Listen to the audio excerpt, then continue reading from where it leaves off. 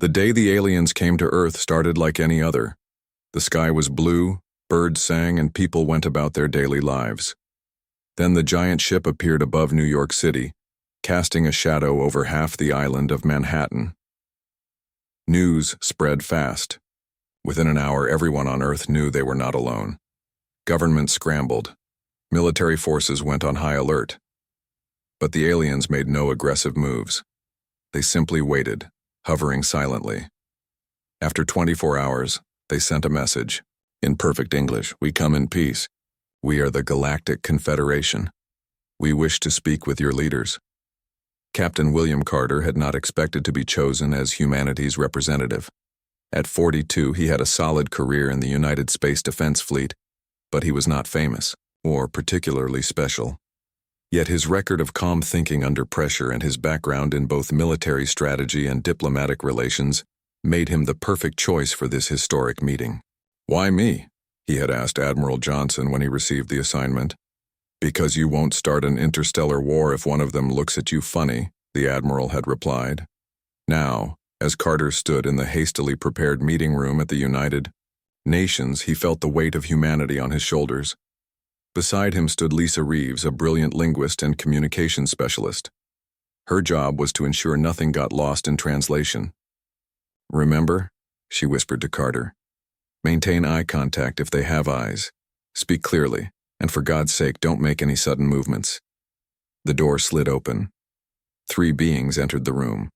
They were tall, at least 7 feet, with blue-gray skin that seemed to shimmer slightly under the lights. Their faces had 2 large, pupilless eyes that were completely black, small slits for noses, and thin-lipped mouths. Their heads were hairless and slightly larger than human heads. They wore what appeared to be uniforms, sleek metallic suits that moved like liquid when they walked. "Greetings," said the one in front, its mouth moving oddly around the human word. "I am Ambassador Zixrel of the Thraxian Empire, representative of the Galactic Confederation.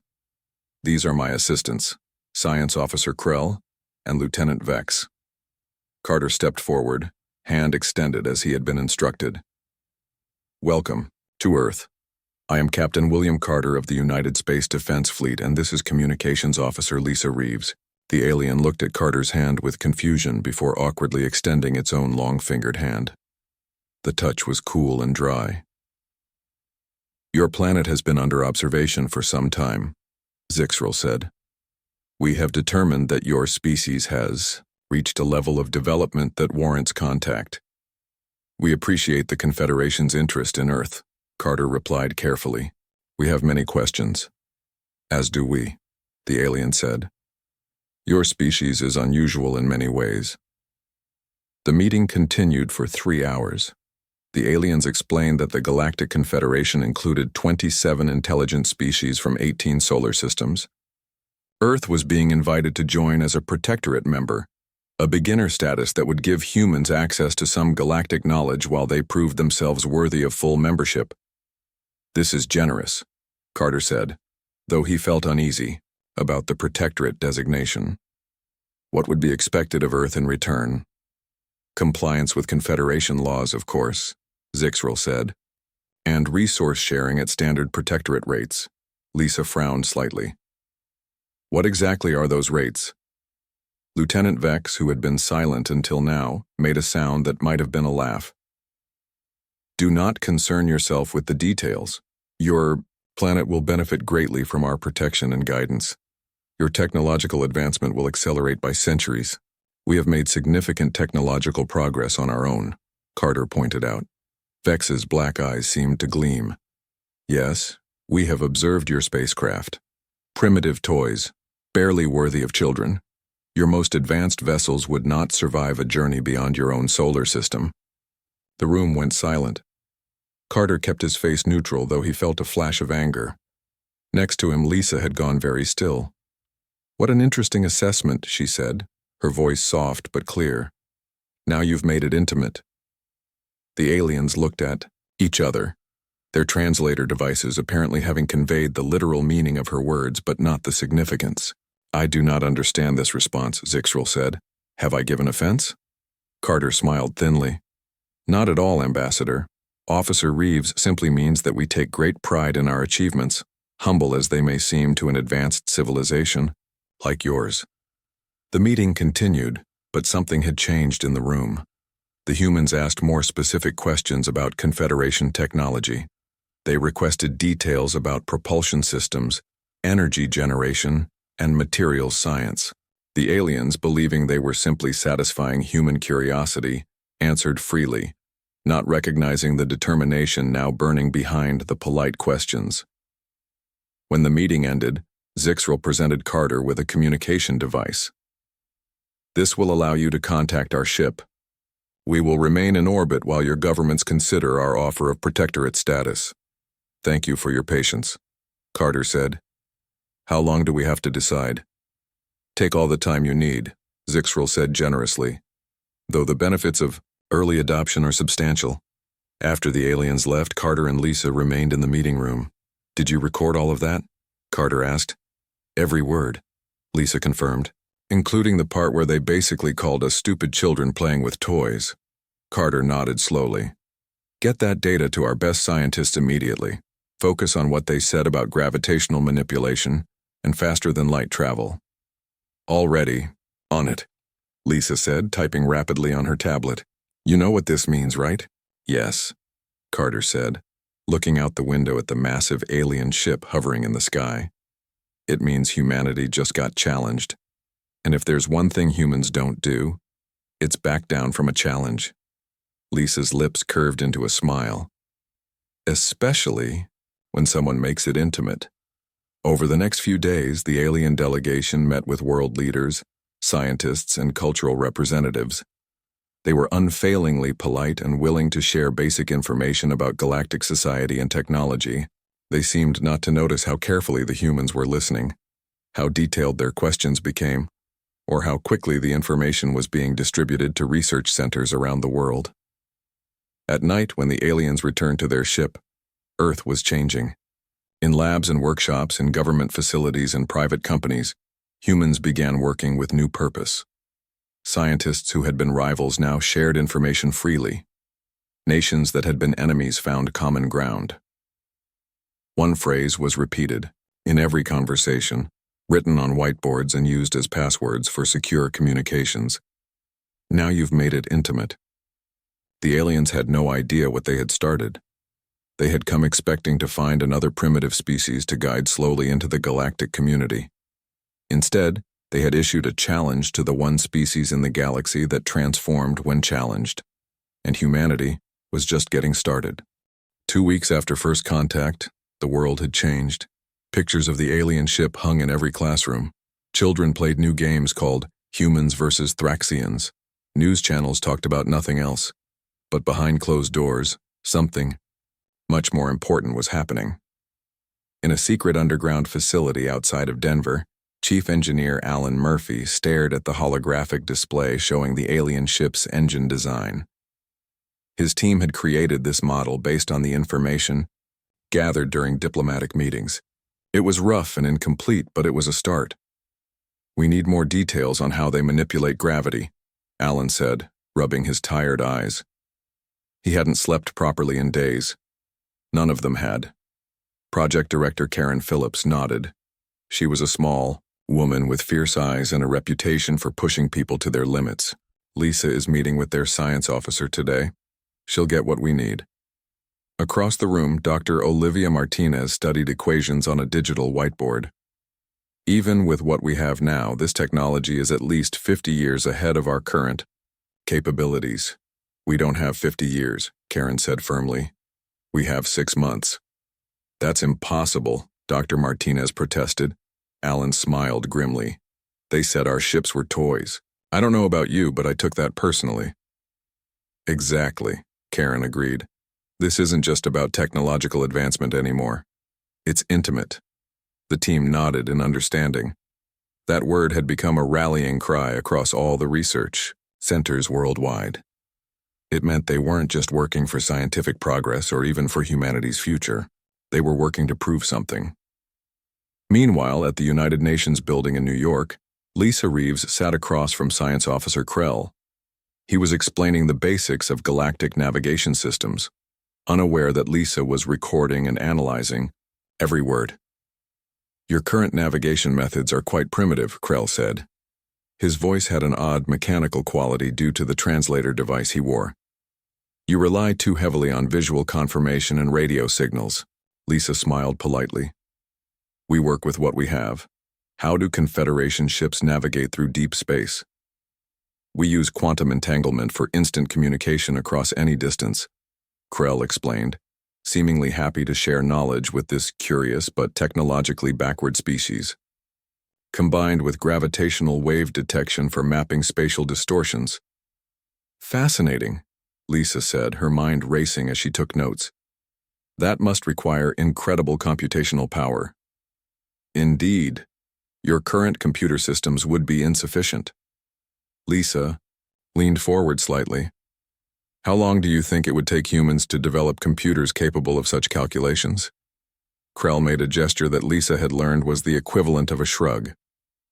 "Based on your current progress, perhaps 30 to 40 years with guidance." "That long?" Lisa asked, keeping her voice casually curious. "Well, I suppose Rome wasn't built in a day." The alien tilted his head. "I am not familiar with this Rome." "Is it one of your research facilities?" Lisa smiled. "Just an old saying, it means important things take time." "Ah, yes. Development should not be rushed. This is why the Confederation carefully monitors protectorate species. Technological advancement without proper ethical evolution can be dangerous." "Of course," Lisa agreed smoothly. "We wouldn't want to move too quickly." As soon as the meeting ended, Lisa transmitted the recorded conversation to research centers around the world. Within hours, engineers and scientists were designing new quantum computer prototypes based on the principles Krell had casually revealed. At the White House, President Laura Sanderson met with global leaders via secure video conference. On the screen were the faces of 12 men and women who collectively represented over 3 billion people. "The Chinese prototype for gravity manipulation is showing promise," said Premier Wu. "Our scientists believe they can have a working model within 4 months. The European Union's quantum communication system has achieved stable entanglement for 3 minutes, reported Chancellor Schmidt. We're making progress. India's computer simulations have mapped the theoretical framework for faster-than-light travel," added Prime Minister Sharma. "We need more processing power to complete the calculations." President Sanderson nodded. "The United States will share our quantum processing breakthroughs with all participating nations. This is a human achievement, not an American one. This unprecedented cooperation would have been unthinkable before the aliens arrived. Old enemies were now partners. Corporate rivals shared patents freely. The greatest minds on Earth worked, together with a single purpose." "What about the Thraxians?" asked the British Prime Minister. "Do they suspect anything?" "No," President Sanderson said confidently. "They believe we're still debating whether to accept protectorate status. Ambassador Zixral seems to think we're overwhelmed by the opportunity." "Their arrogance works in our favor," Premier Wu noted. "They do not see us as capable of meaningful progress without their guidance." "Then let's keep it that way, President," Sanderson concluded. "Continue the diplomatic talks. Extract as much information as possible. But remember, nothing we develop leaves Earth until we're ready." 3 months later, Alan Murphy's team achieved their first breakthrough. In a controlled environment, they successfully manipulated gravity on a small scale. The test object, simple metal sphere, floated above the platform, defying Earth's pull. The room erupted in cheers. People hugged and cried. Some fell to their knees in exhaustion. They had worked non-stop for weeks to reach this moment. Karen Phillips watched with pride before raising her hand for silence. "This is just the beginning," she reminded them. "We've proven the concept works, but we need to scale it up. A lot." "We'll get there," Alan promised. His eyes were bloodshot from lack of sleep, but they burned with determination. "Every day we learn more. The aliens keep talking, and we keep listening." On the other side of the world, in a secret facility beneath the Indian Ocean, Lisa Reeves had been promoted to Chief Diplomatic Officer. She now coordinated all information extraction from the various alien delegations that had arrived to study humanity. "They're getting curious about our progress," Lisa told Captain Carter over a secure line. "Ambassador Zixrel asked why we've been requesting so many technical briefings." "What did you tell him?" Carter asked. "That humans are naturally curious and want to understand what we're potentially signing up for," Lisa replied. He seemed satisfied with that. "These aliens really do think we're just eager students." "Perfect," Carter said. "Keep them thinking that." "Meanwhile, have you seen the latest prototype from Murphy's team?" Lisa smiled. "Yes. It's remarkable what humans can accomplish when someone tells them they can't do something. Especially when they make it intimate," Carter agreed. In orbit above Earth, aboard the Thraxian ship, Ambassador Zixral met with his advisors. "The humans are taking longer than expected to accept our offer," he noted. "Is there a problem with our approach?" Lieutenant Vex shook his head. "They are simply being cautious, as primitive species often are. They ask many questions, but that is to be expected. They wish to understand what they cannot yet comprehend. Their curiosity is admirable," Science Officer Krell added, "though sometimes their questions seem oddly specific." "No matter," Zixrel decided. "Continue the information exchanges. In time, they will see the benefits of Confederation membership. There is no rush. After all, they have nowhere else to go." The aliens continued their meetings, their demonstrations, their careful explanations of technologies they believed were far beyond human comprehension. And all the while, humanity worked, learned, adapted, and grew stronger. The spark had been lit. Now there was no turning back. 6 months after first contact, the Galactic Confederation announced they would hold their Centennial Technology Exposition. This grand event happened once every 100 years to showcase technological advancements from all member species. As a courtesy, Earth was invited to attend as an observer. Ambassador Zixral personally delivered the invitation to the United Nations. "This will be an excellent opportunity for humans to witness the benefits of Confederation membership," Guy said. "You will see technologies your species can access once you accept protectorate status." President Sanderson accepted the invitation with appropriate gratitude. "We would be honored to attend. This will help our people understand the Confederation better." As soon as the alien delegation left, she contacted the secret research facility in Denver. "How close are we?" she asked Karen Phillips. "We're ready," Karen replied, her face tired but triumphant on the video screen. "The gravitational drive works, the quantum communication system is stable, and the weapons systems, well, let's just say they exceed expectations. And the ship? The Defiance is complete. We built her inside an old missile silo in Wyoming." "No one saw a thing." President Sanderson nodded, impressed. "Who will command her?" "Admiral George Wilson. He's been training with the new systems for weeks. His crew is ready." "Excellent. And you're sure it will work?" Karen smiled. "Nothing is ever certain, Madam President. But if you're asking if I'd bet the future of humanity on this ship and this crew, yes, I would. And I am."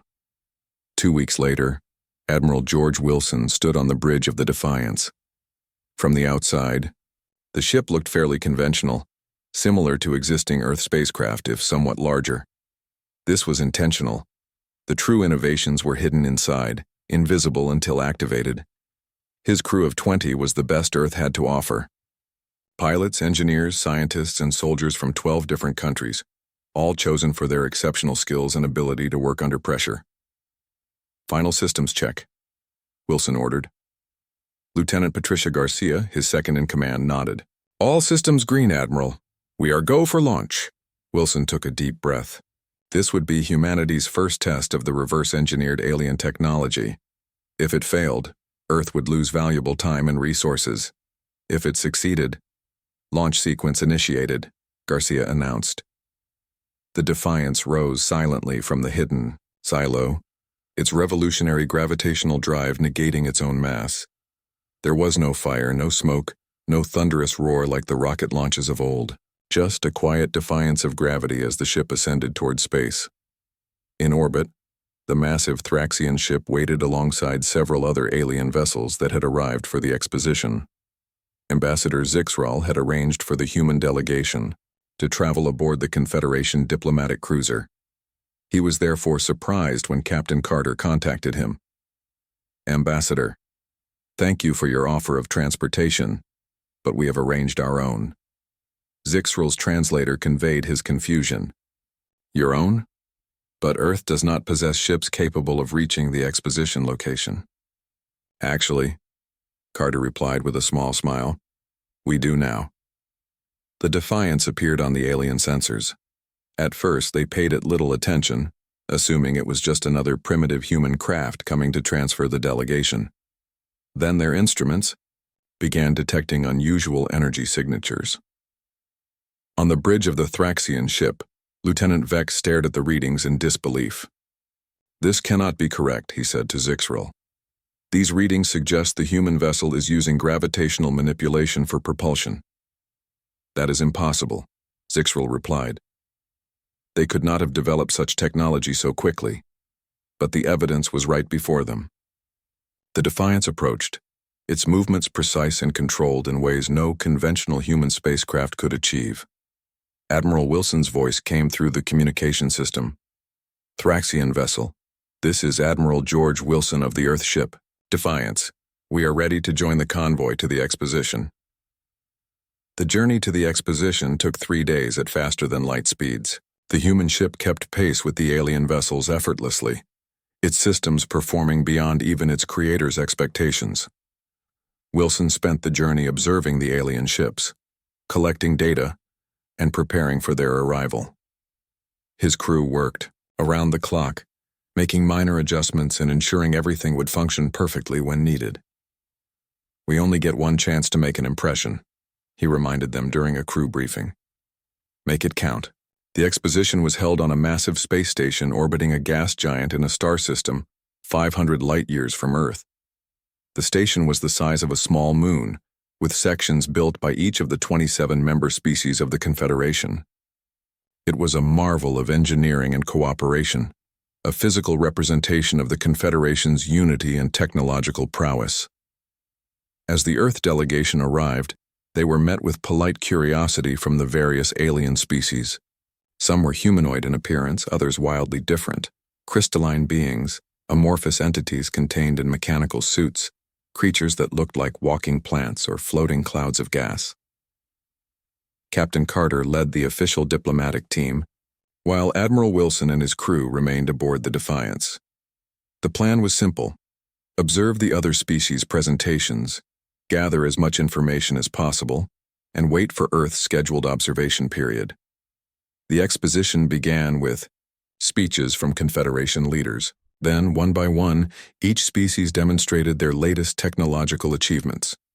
Most were incremental improvements to existing systems, slightly more efficient energy generators, marginally faster communication methods, moderately improved medical techniques.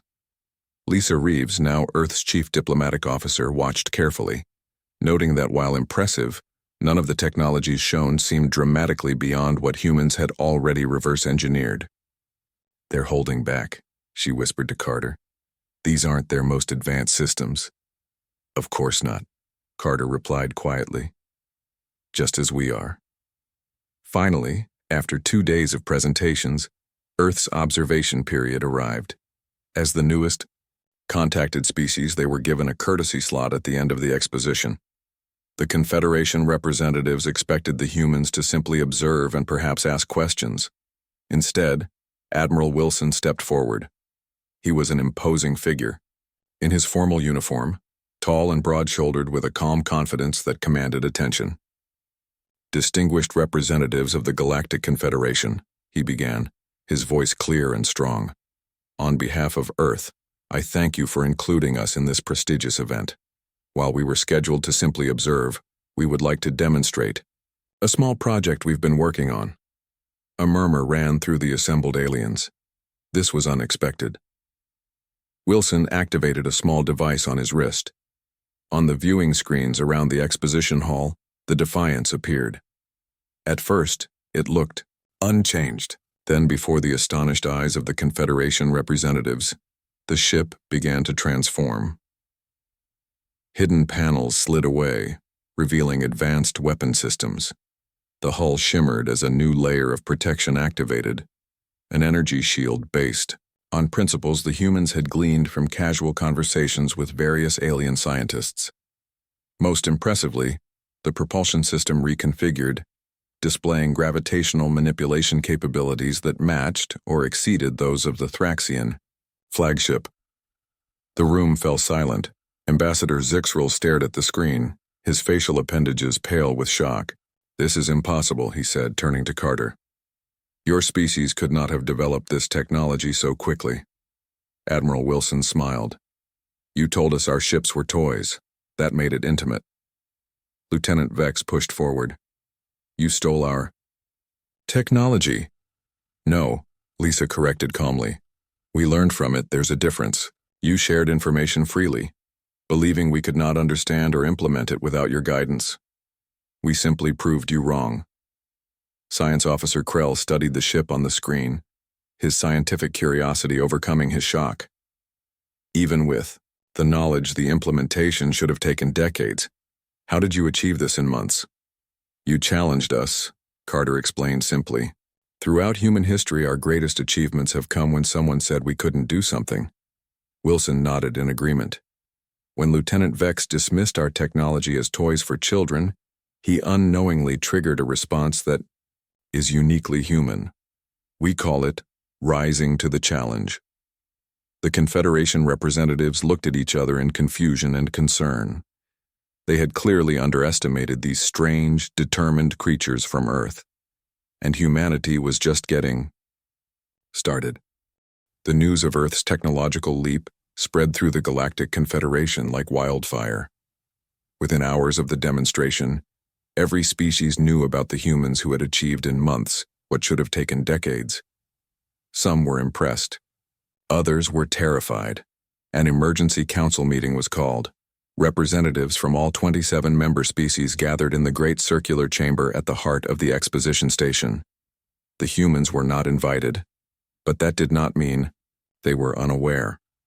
Earth's new quantum communication technology allowed them to listen in undetected.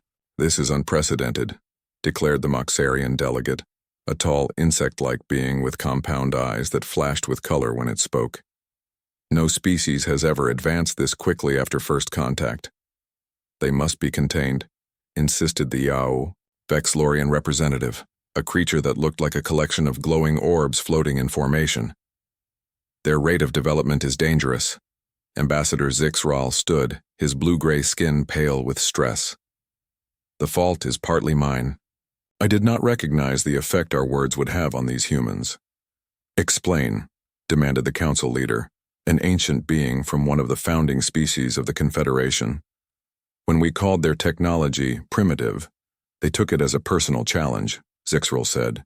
"Their communications officer used a phrase, 'Now you've made it intimate.' At the time, our translators conveyed the literal meaning, but we failed to grasp the cultural significance." The council leader's many eyes blinked in sequence. "And what is this significance?" Dr. Samantha Powell, Earth's leading xenopsychologist, watched the meeting from the Defiance via the hidden quantum link. She had expected this response and had prepared accordingly. When Admiral Wilson gave her the signal, she sent a message requesting permission to address the council. The council chamber fell silent when the message appeared on their communication systems. "They were listening?" the Moxarian delegate asked, alarmed. "It seems they have mastered quantum communication as well," Zixrel replied, no longer surprised by human capabilities. After brief deliberation, the council granted permission. Dr. Powell's image appeared on the large screen in the chamber. She was a middle-aged woman with short gray hair and intelligent eyes that seemed to look directly at each council member. "Distinguished representatives," she began. "I am Dr. Samantha Powell, Earth's senior xenopsychologist. I understand your concerns about humanity's rapid advancement and would like to offer some context that might help you understand our species better." The council leader gestured for her to continue. "Throughout human history, our greatest achievements have often come in response to statements that we cannot do something, Dr. Powell explained. When told a goal is impossible, many humans take this not as a factual assessment but as a personal challenge to overcome. She displayed images from human history, the Wright brothers' first flight, the moon landing, the development of vaccines for previously incurable diseases.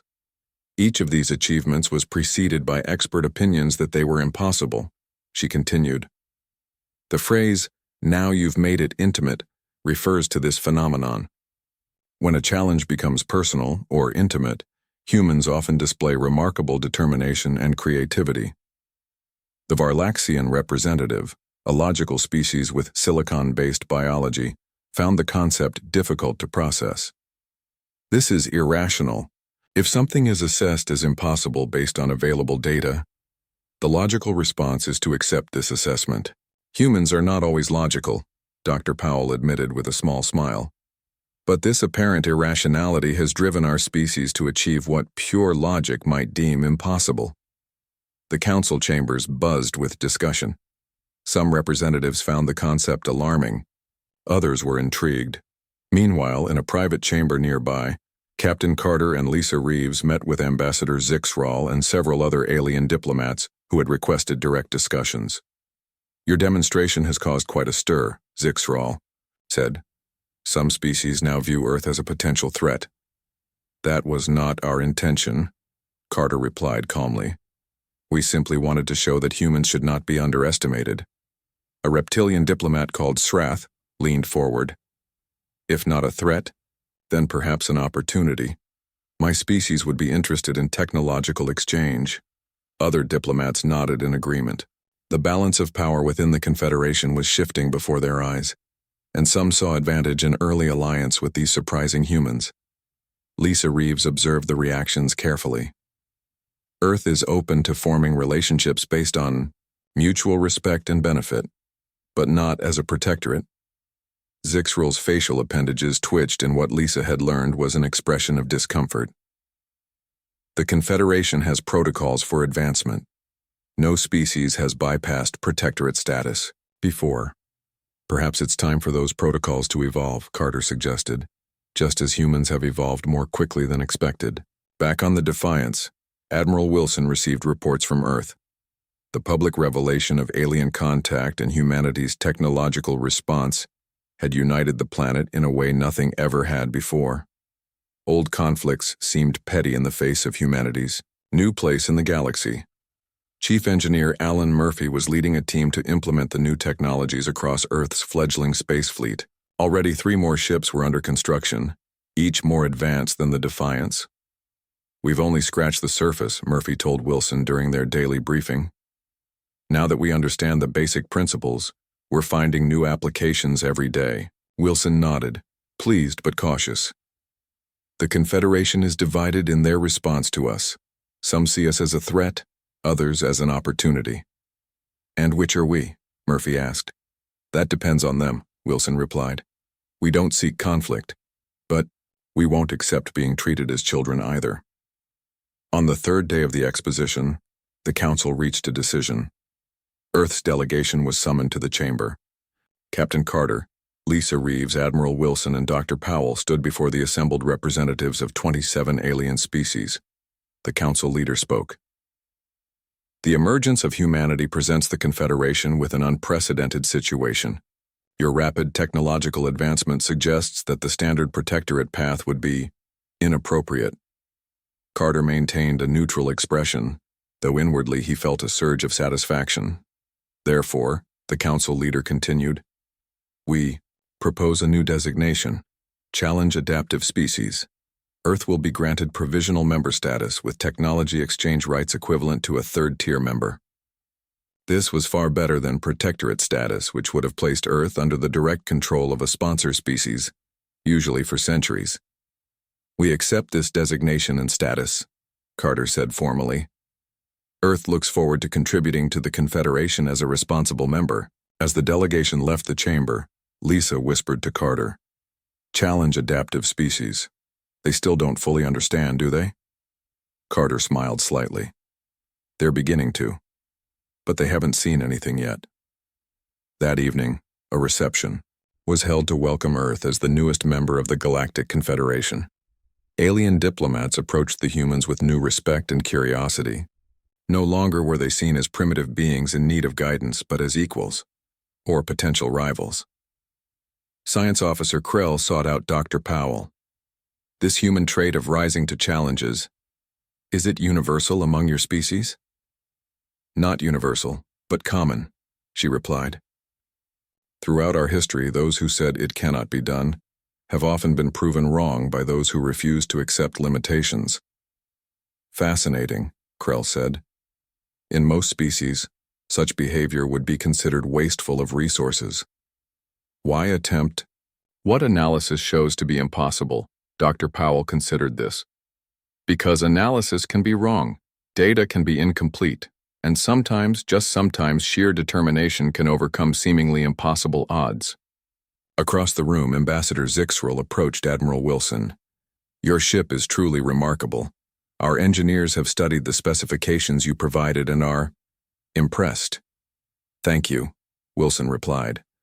Though I suspect we've all been holding some cards close to our chests. Zixrel tilted his head in confusion at the idiom, but understood the meaning. Indeed. The Confederation has much more to offer, as I'm sure Earth does as well.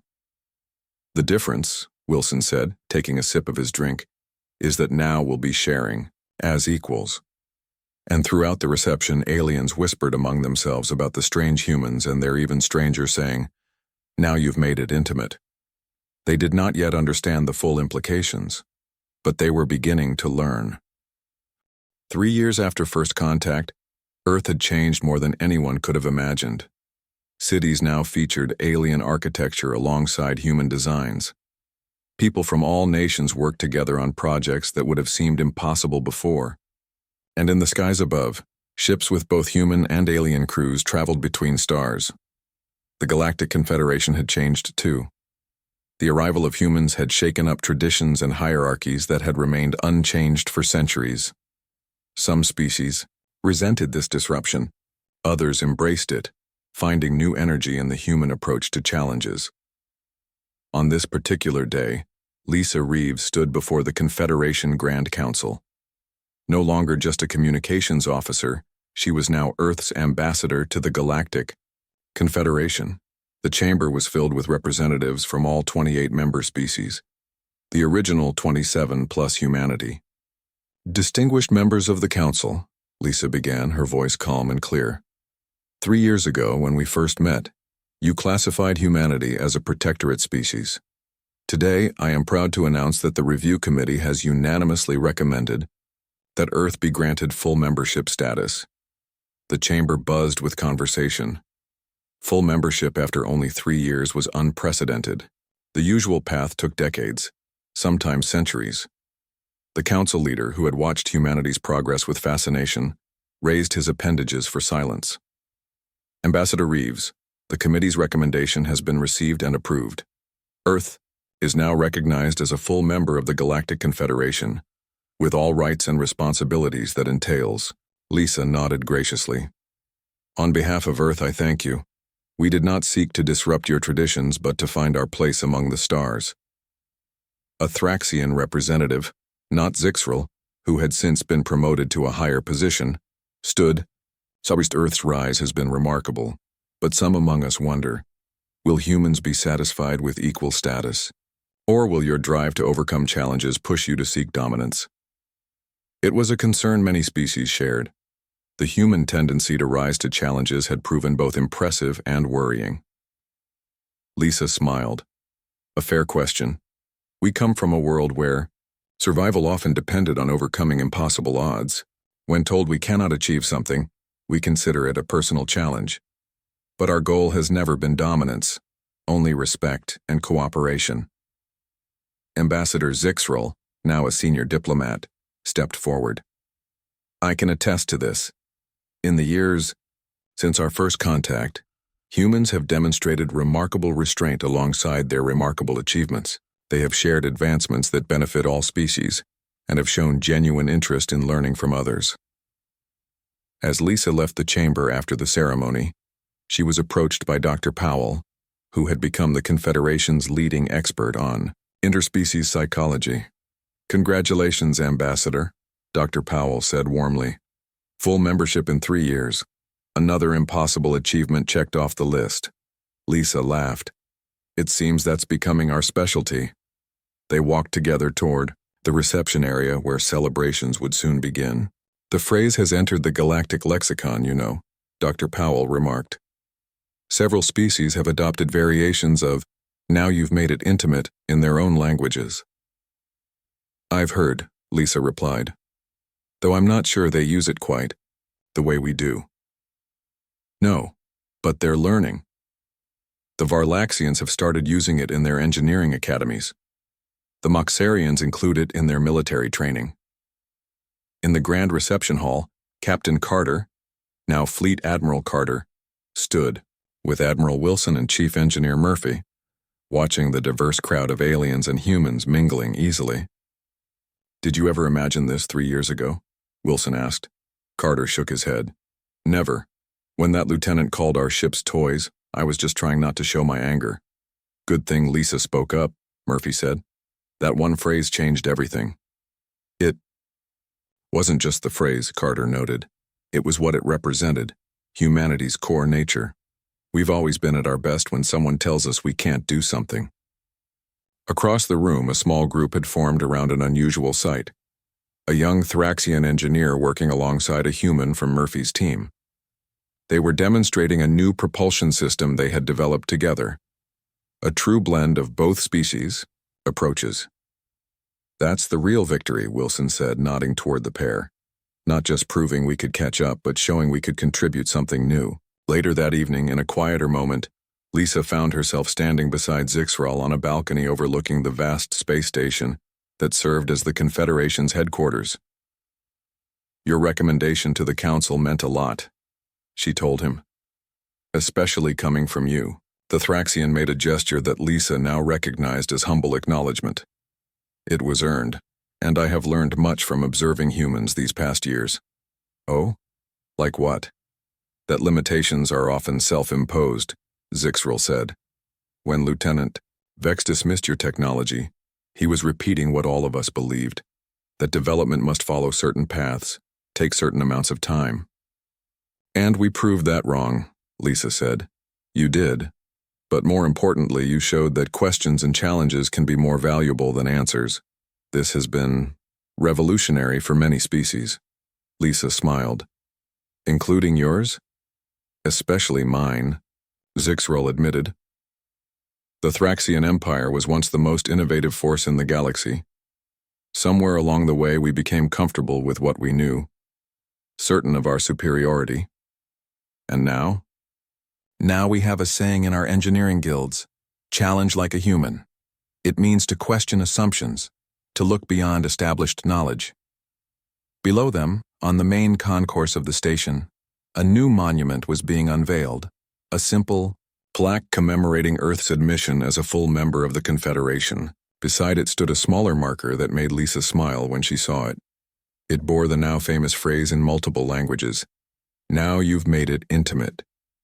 Back on Earth, President Sanderson stood in the Oval Office, looking at the latest reports from the joint human-alien research projects. Advances in medicine, energy production, and environmental restoration were transforming life for billions of people. Her aide entered with a message. "Madam President, Ambassador Reeves reports that the full membership vote was unanimous. Earth is now officially an equal partner in the Confederation." Sanderson nodded, pleased but not surprised. "And the Intimate Challenge Initiative?" "Also approved. The Confederation has allocated resources to identify other challenges that might benefit from the human approach." "Good," the President said. "It's about time the galaxy realized that impossibility is often just a matter of perspective." That night, at the celebration on the space station, humans and aliens alike raised glasses in toast. Admiral Wilson had been asked to speak, and he kept his words simple. "3 years ago we were strangers, separated by vast differences in technology and experience. Today we stand as equals, united by mutual respect and a shared vision for the future." He paused, looking around at the gathered faces, human and alien, all now familiar. The phrase that started it all, "Now you've made it intimate," has become something bigger than we intended. It's become a philosophy, a reminder that when we're told something can't be done, that's exactly when we should try harder. Across the galaxy, on dozens of worlds, beings of all kinds were learning this peculiar human trait. Some adopted it eagerly, others cautiously, but none could deny its power. On a Varlaxian research station, a young scientist faced with an impossible problem whispered to herself, "Now it's intimate," and kept working through the night. In a Moxarian military academy, an instructor told his students, "Make the challenge intimate," as they prepared for a difficult training exercise. And aboard the newest Earthship, the Persistence, Captain Elena Martinez looked out at the stars as her crew prepared for humanity's first mission to lead a Confederation scientific expedition. "Course set, Captain," her navigator reported. "The journey will take approximately 3 months. An unexplored galaxy cluster," Martinez mused. "They say it's too turbulent for safe exploration." Her first officer smiled. "Sounds like they've made it intimate, Captain." "Indeed they have," Martinez agreed. "Let's show them what happens when humans take on the impossible." And with that, the Persistence leapt into faster-than-light travel, carrying humanity's spirit of challenge deeper into the universe than ever before. The aliens had learned their lesson. Never tell humans something is impossible, especially if you make it intimate, because when you do, you've just guaranteed they'll prove you wrong.